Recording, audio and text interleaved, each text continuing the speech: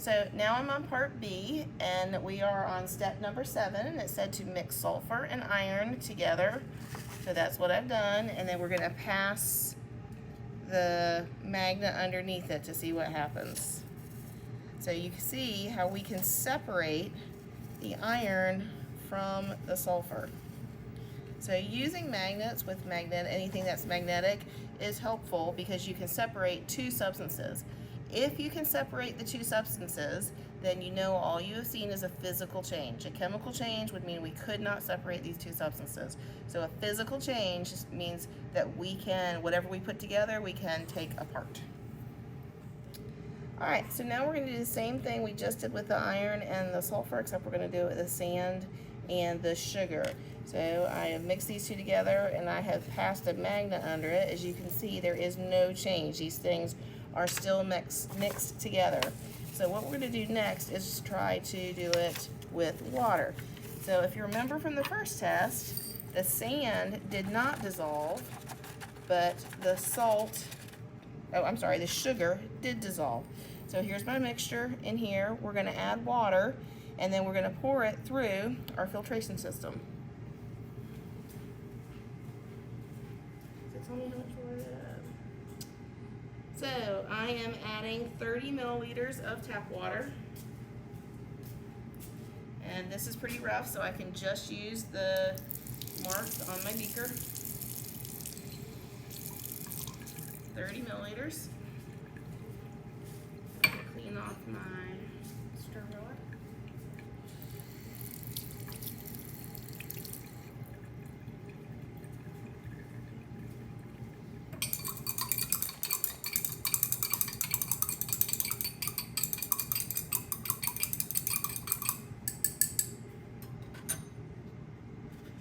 And now I'm going to pour it through here.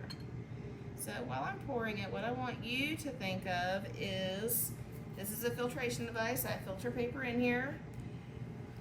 What is going to get caught and what is going to go through?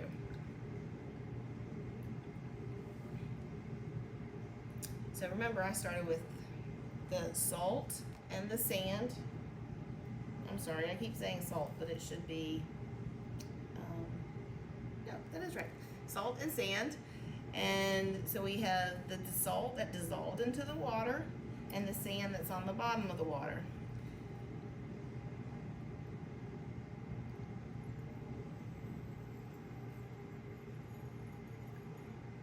We're going to keep stirring.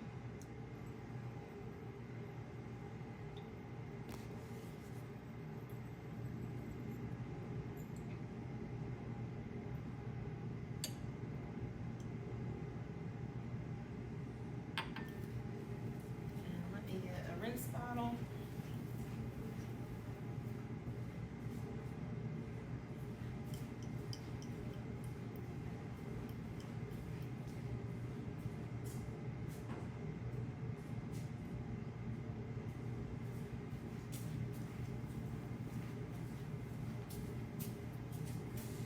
And we can use the rinse bottle to get the rest of the sand out.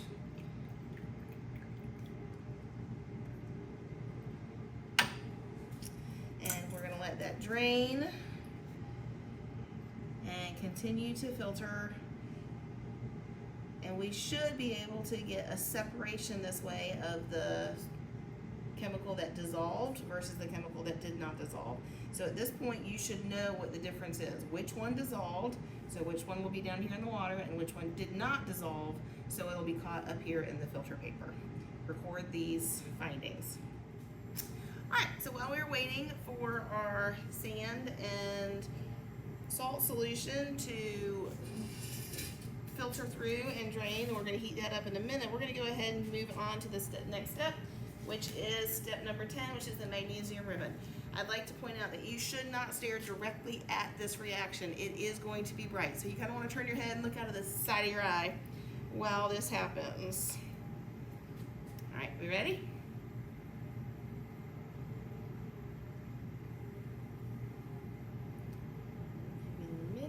It should burst into flames here pretty soon.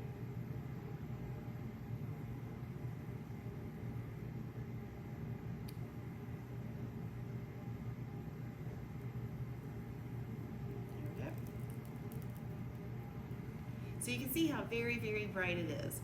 And if you're looking down, we'll see the magnesium continuing to burn. Let's hope I don't set off the smoke detectors. Okay, what I'd like you to look at now is what is left of this product. So this was a combustion product. So what is your guess at this point? Is this a physical change or a chemical change? If you guess physical, you definitely guess wrong. There is no way after this combustion I can undo what was done. This was a chemical change. Alright, so for the next test, what we're going to do is we're going to test both the magnesium strip that was not burned and the magnesium strip, the stuff that was burned. So I am going to finish putting this into this test tube. So you can see in here, I have the remnants and the magnesium strip that was not burned. So next we're going to see if we can do another chemical change with these products by adding hydrochloric acid. This is 6 molar hydrochloric acid, which is extremely concentrated hydrochloric acid. And I am going to add 10 drops, I believe. Yep, 10 drops of hydrochloric acid to each one, and we will watch the reaction.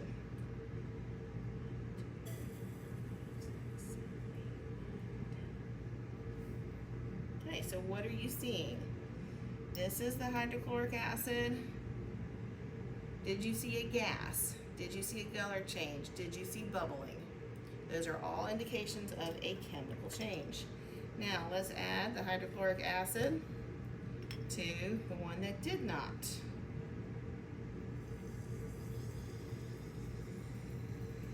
Which one did you see a stronger reaction with? So clearly in both,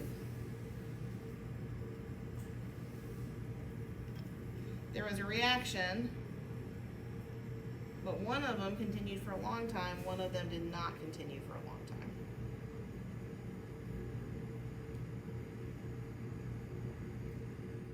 Alright, so now we're on to the step number 12 of part B of chemical change. So I have in here some of our sucrose solution, and we're going to put it over the burner and watch for the change. And it should happen pretty quickly. And some of you may have done this before if you try to make candy, or you let the pot run dry and you have a whole bunch of sugar water in there. You know what kind of smell you will get. Initially, all right, are you seeing the melting? Is it showing up? Okay, now we're starting to see some chemical change. Do we see the difference? The boiling.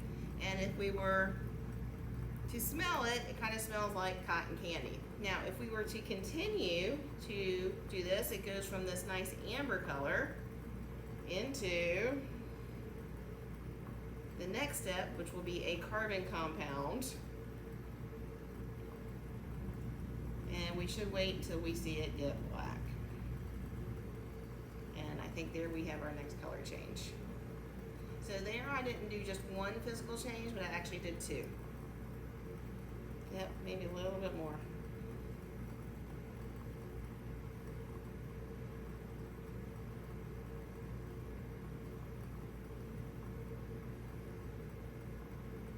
There we go. Do we see the carbon? Do we see it coming up?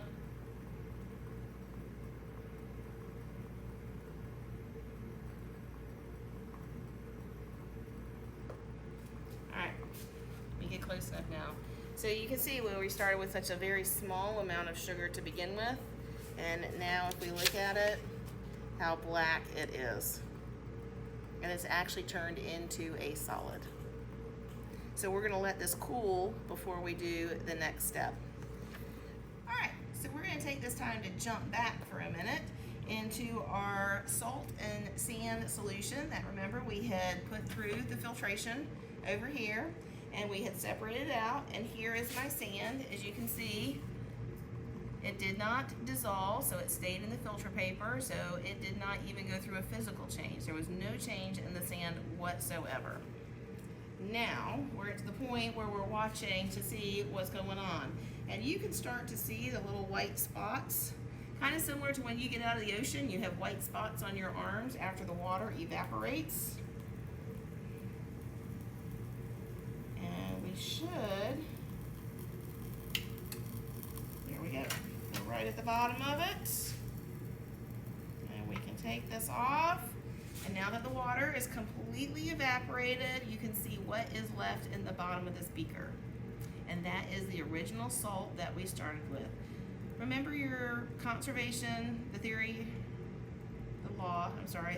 law of conservation of mass. Mass cannot be created nor destroyed. Matter cannot be created nor destroyed. Both of these, they're all part of the same law.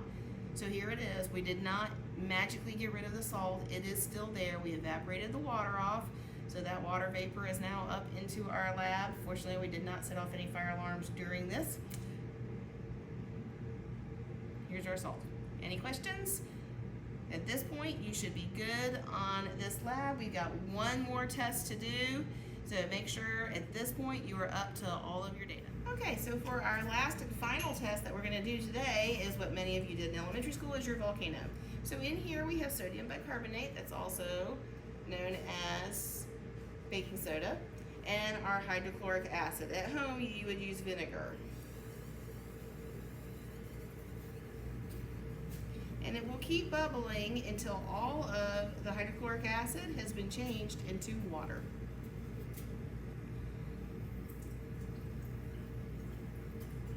Chemical change or physical change? And can you explain to me why? All right, my friends, that wraps up this lab.